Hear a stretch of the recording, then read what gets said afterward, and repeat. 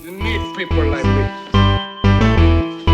You need people like me so you can point your fingers and say, that's the bad guy. That's the bad guy. That's the bad guy. That's the bad guy. That's the bad guy.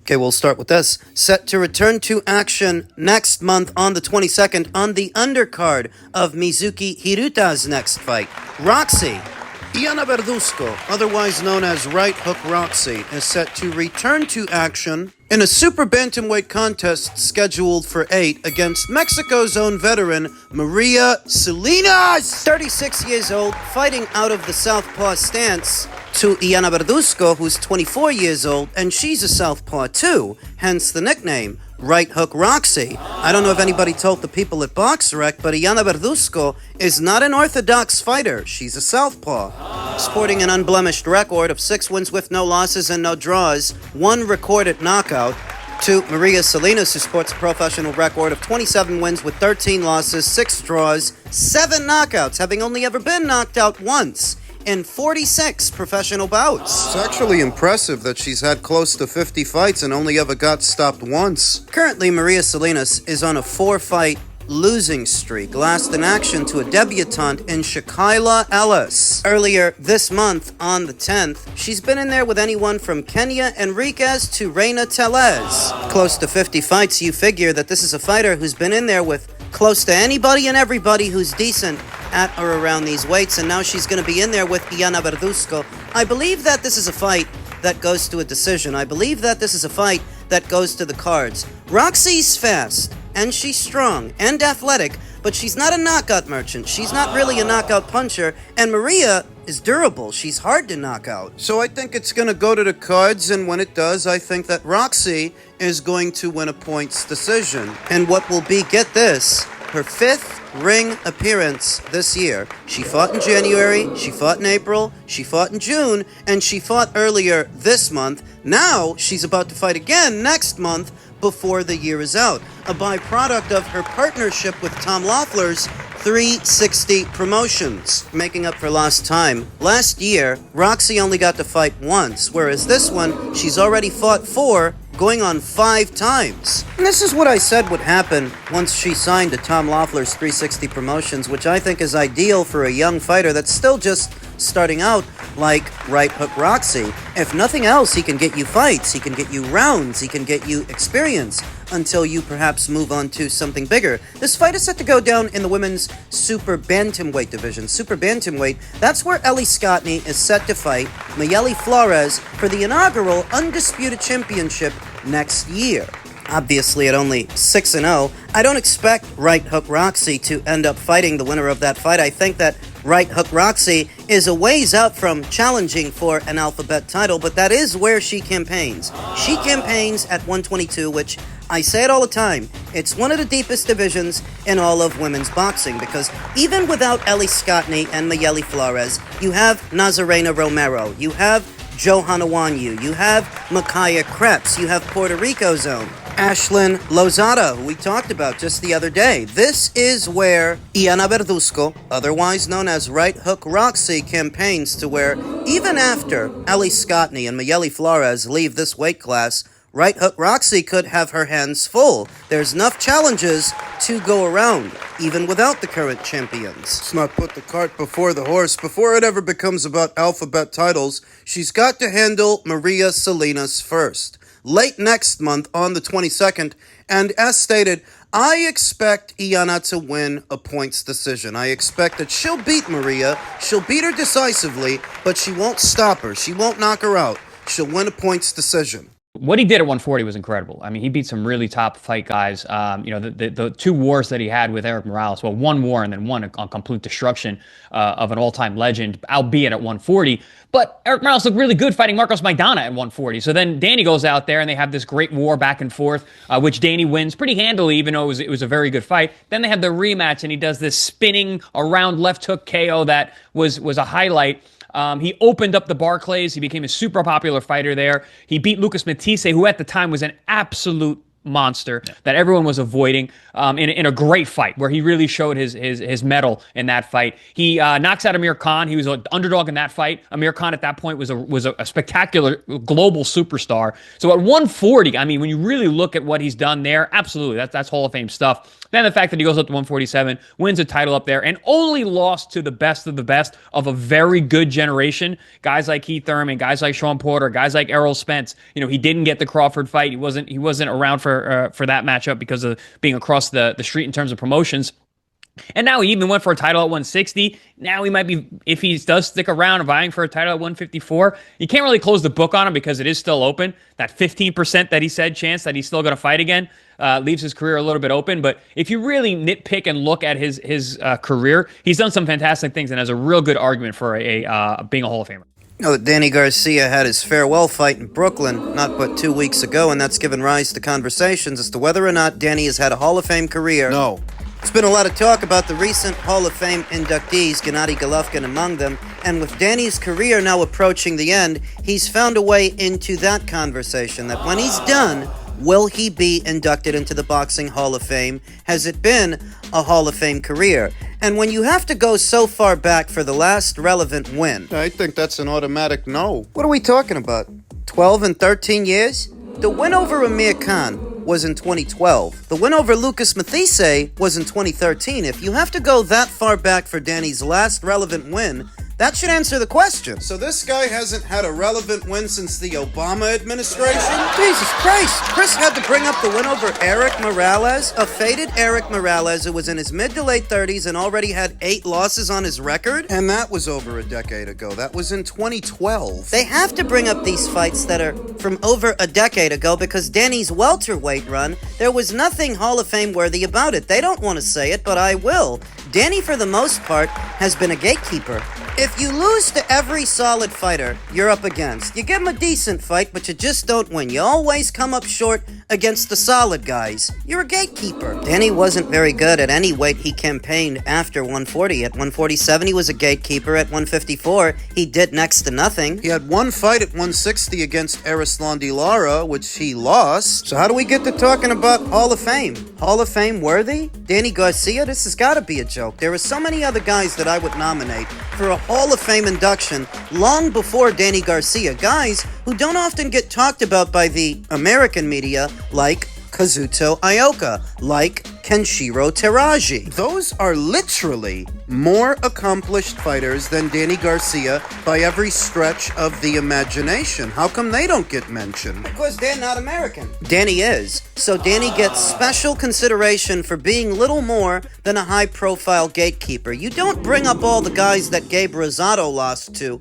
and argue about how he should be in the Hall of Fame. So why do you do that for Danny? You get into the Hall of Fame for 2 reasons, 2 primarily. It's either your professional accolades or your overall popularity, your contribution to boxing culture, and I believe that Danny falls short in both departments. There are lots of other fighters that are more accomplished than him, more proven. There are lots of other fighters that are more popular than him. More popular overall, generating more money in the sport of boxing as evidence of their popularity. That Danny and the Hall of Fame shouldn't even be mentioned in the same sentence. You know that I would actually vote Derek Chisora into the Hall of Fame before I'd vote Danny in there? Derek's got more marquee value in the UK than Danny ever had in the US. And that's a fact, Jack. So, hey, I'll do a comeback fight. I'll pick a former sparring partner, a guy who's much smaller, a guy who can't punch. All the reasons why Daniel Gonzalez was picked for the fight. And then he goes out there and he looks like Danny Garcia. He scores his beautiful left hook that he's been known for over the years. He gets the crowd behind him. You get that feeling again. And honestly, I was there that night, and Garcia looked good.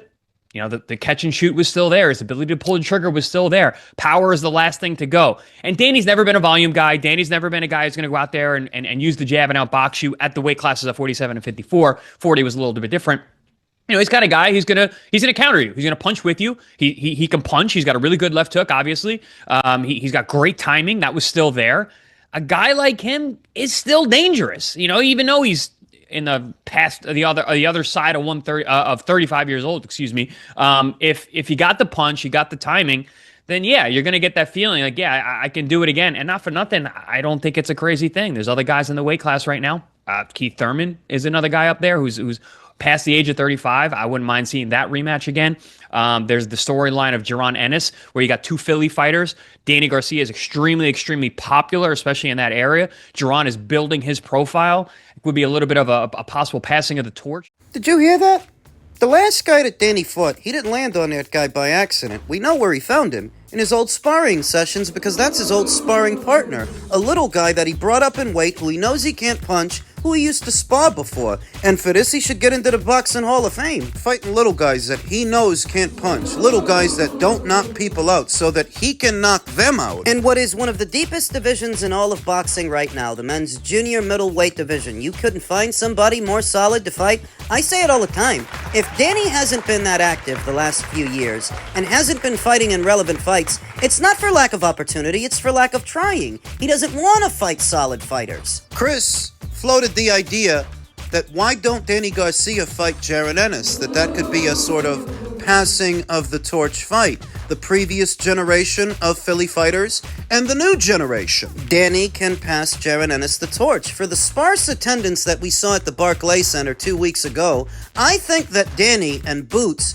would fill the place out, sell the place out in Philly. So then why don't he do it? I remember well over a year ago, this same subject was broached. Back when Boots was still on Showtime, there was some mention of a Danny Garcia versus Boots fight, and in so many words, what Danny said was he wouldn't fight Boots because they're from the same city. So fucking what? It's not a Hall of Fame fight, ladies and gentlemen. When he didn't fight Crawford, it's because Crawford's on the wrong side of the street. When he don't fight Boots, it's because they're from the same city.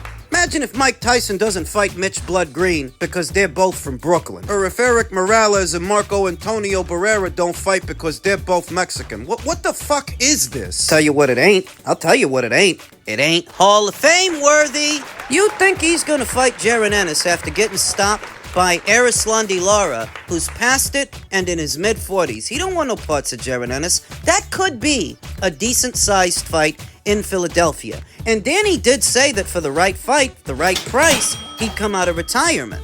But he's a spoiled fighter. Still spoiled from the glory days at a PBC when Al Heyman was burning through all of that Waddle and Reed money. He's still expecting somebody to throw a wad of cash at him for Rod Salkas and Brandon Rios's. That's not about to happen, not in this landscape. Times are tough, and all of that Waddle and Reed money, it's all gone. So are the networks, the broadcast money. That's gone too. PBC, they're down to what? 5 or 6 fights a year, if they're lucky. You expecting a Saudi bag? Back from Turkey LL Sheik? He'll probably give you one to get your ass kicked. He's not gonna pay you for a tune-up fight. I don't even think Turkey LL Sheik knows who this guy is, to be honest. Why would Danny Garcia, of all people, be on Turkey's radar? It's not a bad shout, Chris. Boots versus Danny Garcia in Philadelphia. Old Lion versus Young Lion, except that suggests that Danny ever was a lion, when I don't think he was. The WBC doesn't call out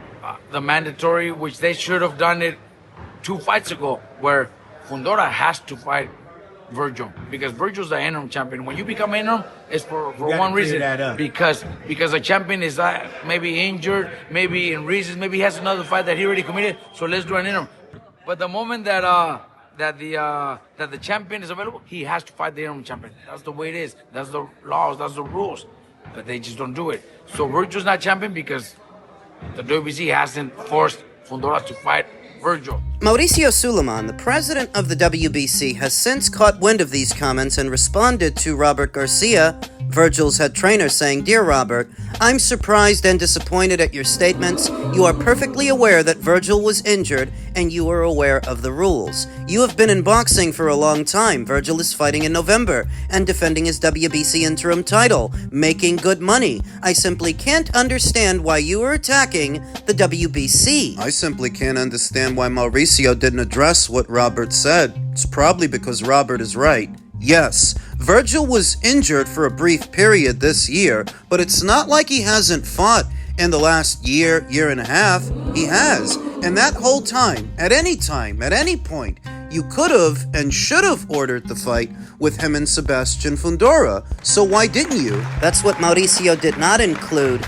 in his lengthy address, an actual answer, that if what you wanted to do was order that fight promptly, like say the IBF would, or the WBO, you would have inquired about Virgil's injury, what's the prognosis, and how soon will he be available to fight Sebastian. If what you wanted to do was order the fight, near as I can tell, you didn't put no pressure on anybody. You didn't put pressure on Virgil, and you didn't put pressure on Sebastian. Likely because you're collecting sanctioning fees from the both of them. You get fees from Virgil for the interim, and more fees from Sebastian for the full title. And that's the way you want it. As many belts in circulation, so you get more money from more fighters. So when he says that you guys should have ordered the fight a long time ago, I agree with him, but there is more to it than that. While the World Boxing Council didn't put any pressure on Sebastian, neither did Virgil Ortiz. They didn't put any pressure on Sebastian either. Virgil has been interim champion, folks, since August of last year. Show me when he starts calling out Sebastian. When was he ever putting pressure on Sebastian? Any and every conversation involving Virgil Ortiz and another fighter in the last 12 months is either centered around Virgil versus Boots or Virgil versus Xander Zayas. They claim to have made Xander Zayas an offer